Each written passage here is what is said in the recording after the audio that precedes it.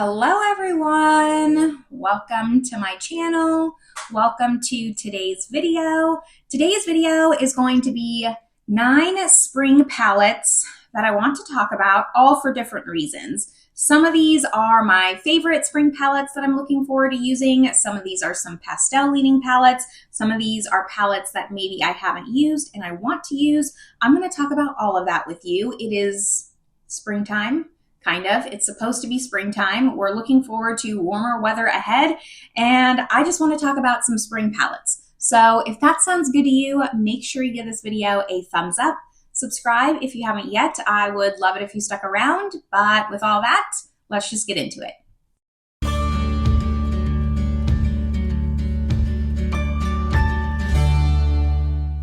All right.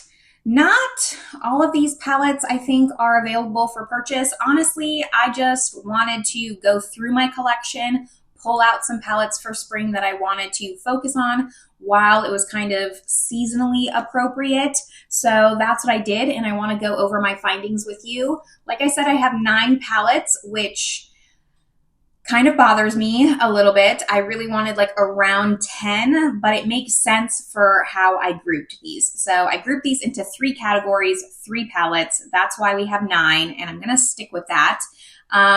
Let's go over the first category, which is my pastel palettes. So these aren't necessarily palettes that I love.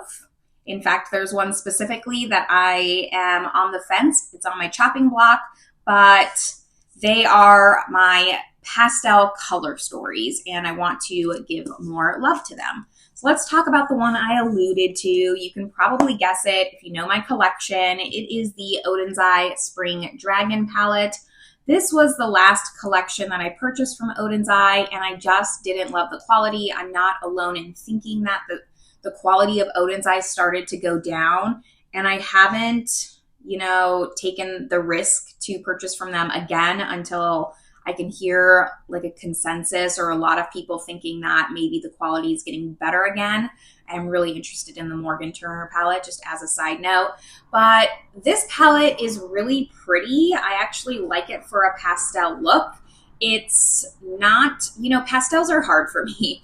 Let me just cut to the chase, because I feel like it's color, but then it's definitely more saturated color, right? Like you're gonna get a brighter look, where I tend to, if I'm gonna go for color, go for desaturation, a little bit of mutiness in those colors. And this is like, hey, you're wearing a yellow. So I can struggle with pastels.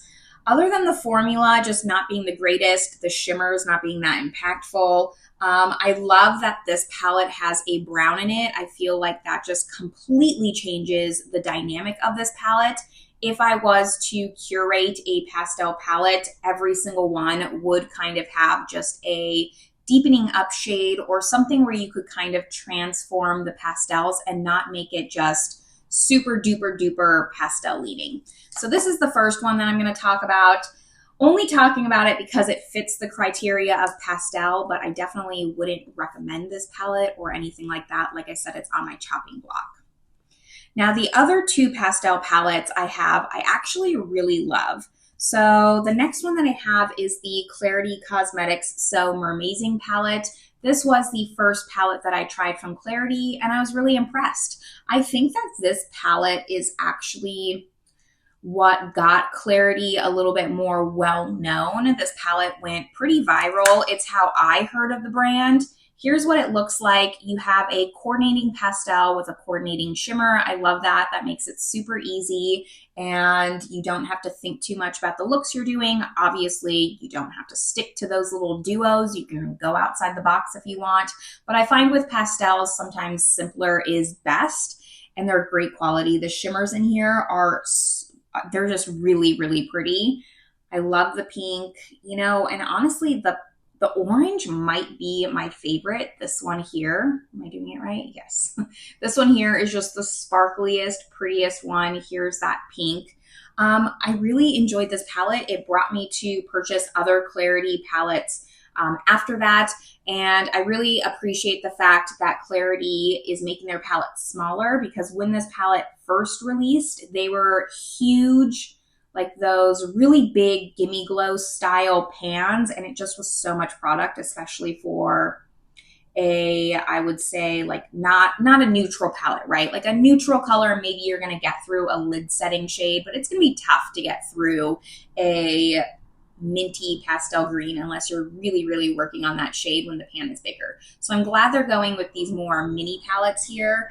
And I think this is a great pastel palette. I'm glad to have it. I wouldn't declutter it. It's staying in my collection, and I wanted to talk about it. The next one, and probably my favorite pastel palette, the one that really stops me from buying more pastel palettes in the future that I always just have in the back of my mind, is the Cosmic Brushes Delicious Delights palette. This palette was actually my introduction to the brand. I purchased this one and the Muse at the same time. So I kind of tried both those palettes, but this is what this palette looks like. And to me, this is the best pastel palette, at least that I've tried. I have not tried a ton of pastel palettes, but I love that this has a variety of depth while still being very pastel. It has some deepening up shades. You can add a lot of variety. You can go full on pastel. It's kind of like a pastel rainbow, and I think that it just fills so many holes in my collection specifically. And like I said, it's what stops me from purchasing other pastel palettes. Being that I don't wear a lot of pastels day to day, like I'm really only going to reach for this color story during springtime. I don't need that many pastel palettes in my collection. I'm actually very happy with the amount of pastel palettes in my collection. I thought that I had way, way more until I sat down to do this video.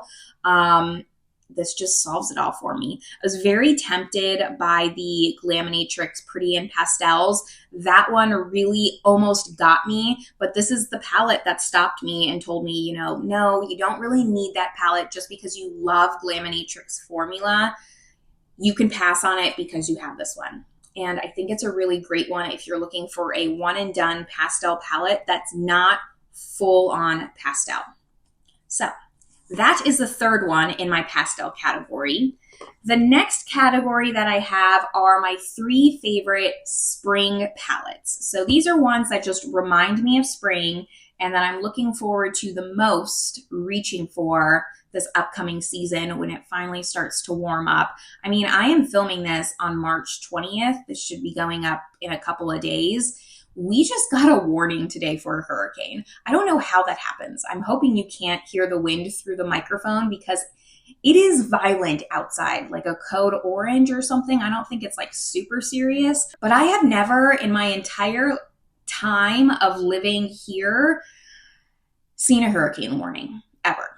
I don't know what's going on. I just want the sun, and I'm hoping talking about these palettes, we're just like manifesting warmer weather ahead. I'm tired of wearing a sweater. Okay, back to my favorite spring palettes. Let's just get into it.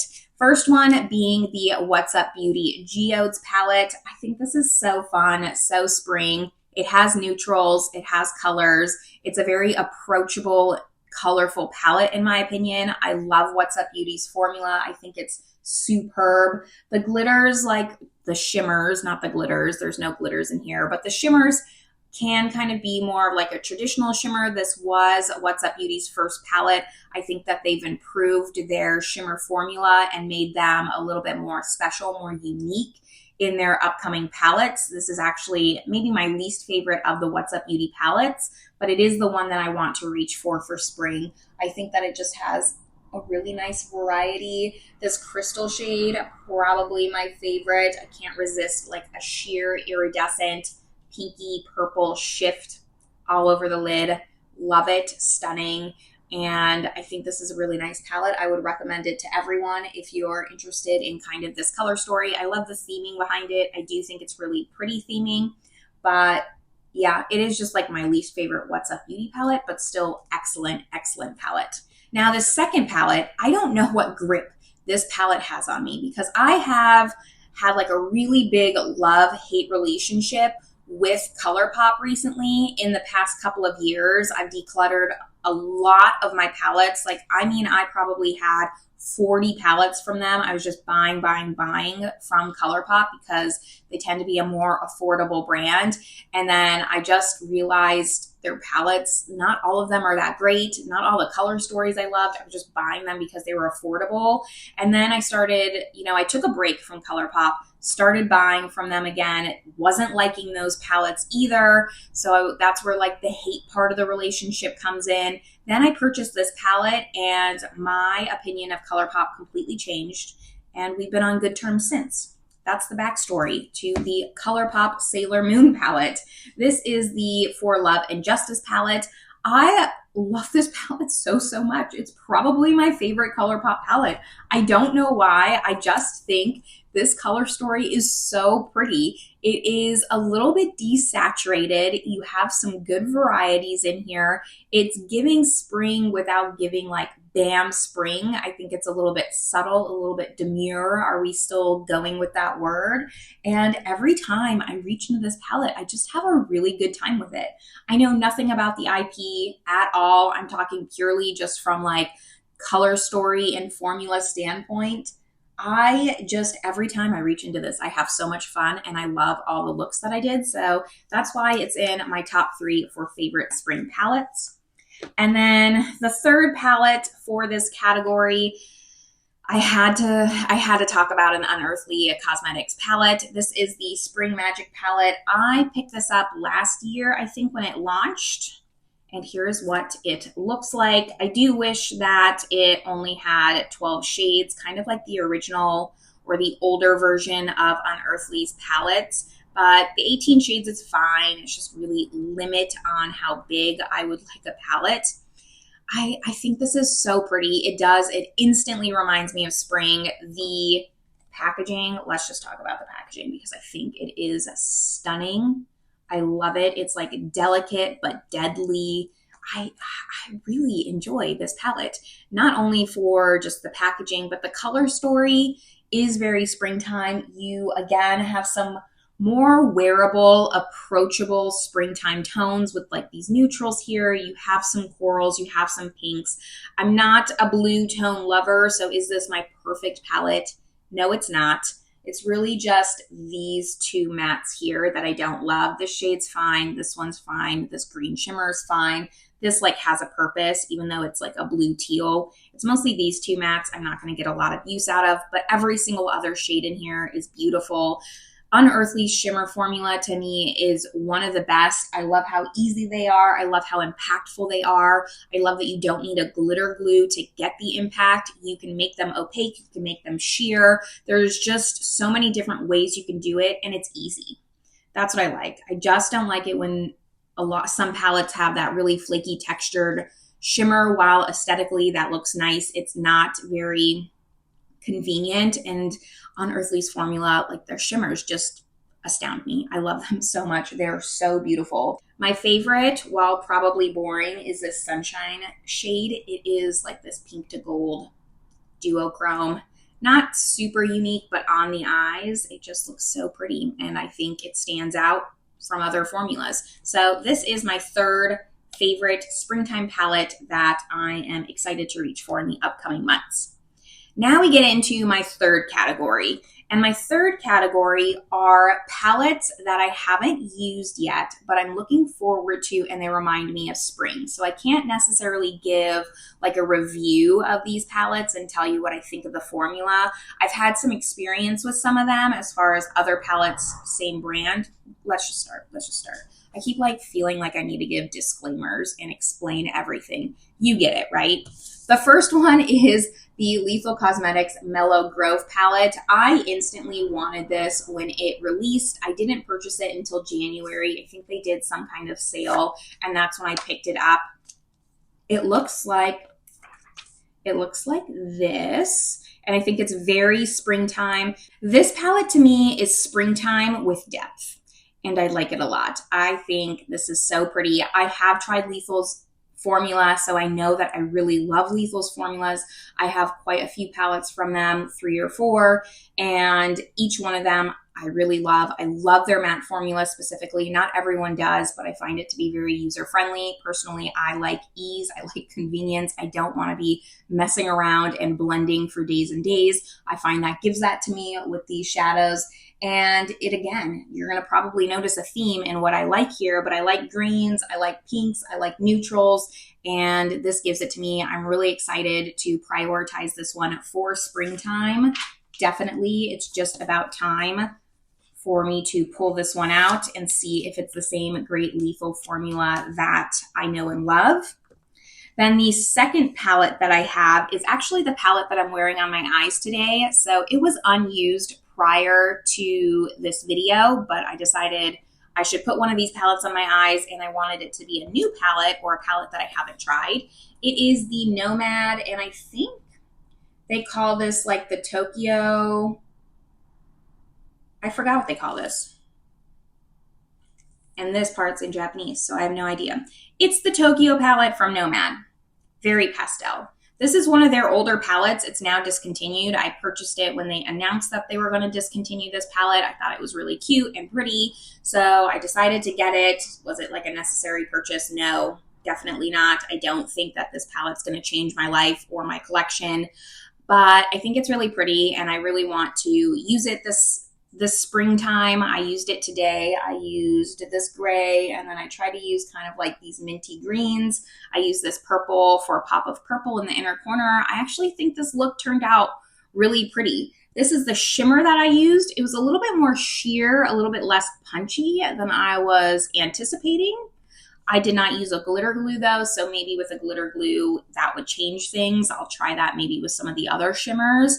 I overall was like, this is an okay palette. Like, is it winning any awards? No. I can see why Nomad maybe discontinued this palette, but it is one still that I'm very excited to reach for springtime. If you have this palette, I would love to know your opinions. I would love to know your opinions on any of the palettes that I'm talking about today, whether we have the same opinion or differing. It's fun to just talk about makeup, even if we don't love the same things.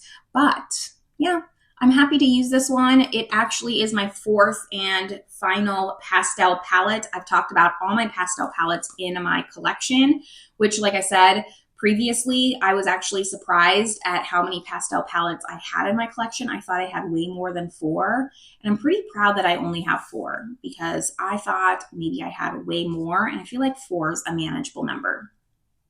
Now, the last palette that I want to talk about, my 9th palette, is the Harajuku Cosmetics Vintage Neutrals. So this is a new to me brand. I have not cracked open into this yet. I purchased the Vintage Neutrals and the Urban Neutrals when they both came out. I just have not had time to use this, but I think that this palette is so spring. And I was very surprised because when Harajuku Cosmetics was teasing these two palettes, I saw the cover and I was like, there's no way I'm going to like this palette. I don't really love warm tones. I definitely lean a little bit more neutral, cool. This is going to be way too warm tone for me. Then I saw the inside, and dare I say, I like this color story more than I like the Urban Neutrals. I just think it's so fun. I don't know what it is. And to me, it screams springtime. Yes, it's like a neutral palette, but it's neutral with pops of color. Neutrals with spring tone pops of color. How about that? That's how I look at this palette if I had to categorize it for a season. I think it's super fun. Love this like really minty green here. I love that we also have like some light shades, some mid-tones, some deep tones. That's what I like to see in palettes for a lot of variety. The shimmers look stunning. I haven't even swatched this yet. Should we swatch one? Here's Antique, and then maybe Reminiscence. Oh yeah, this one's Antique, this one's Reminiscence. I've just been hearing really great things about Harajuku Cosmetics. I can't wait to try this formula. They kind of seem like they're in the middle of a rebrand. They redid their logo, but I still really want to pick up the Metamorphosis palette. That's been kind of on my wish list for a while. It's also a very colorful palette. I've been going back and forth on that palette on if I really need it or not, because I am trying to just budget a little bit more when it comes to my makeup consumption. So I don't know if it wins out on some other palettes that are on my wish list, but I digress. So excited to play with this palette. This mustard yellow here is calling my name. I don't know. It's like not too warm tone for me. As someone who maybe doesn't love a super warm tone palette, this is just the right amount of warm tones. And I'm very much looking forward to trying this palette out. Let me know if you want like a dedicated video on Artitude Cosmetics. That could be really fun to do on both the palettes that I purchased, this one and the Urban Neutrals.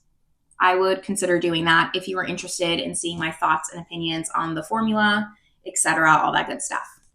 Anyways, those are my 9 palettes that I wanted to talk about for springtime. Go through your collection, pull out your springtime palettes. There's going to be a lot of spring palettes launching, springtime makeup. Before all the brands come out their new launches, try to sucker you in, try to get your cash, go through your collection and see what springtime palettes you have that maybe excite you for spring and give you the same feeling as the marketing promos that we see on Instagram. That would be my challenge to you. And let me know what those palettes are down below so we can kind of just shop our stash together. That doesn't mean don't buy spring palettes. I am still gonna buy spring palettes. It just means maybe you don't need all the new. And we can kind of find a good balance. Anyways, that's my soapbox for today. This is where I'm gonna leave you all. I hope you're having a great one and I will see you in my next video.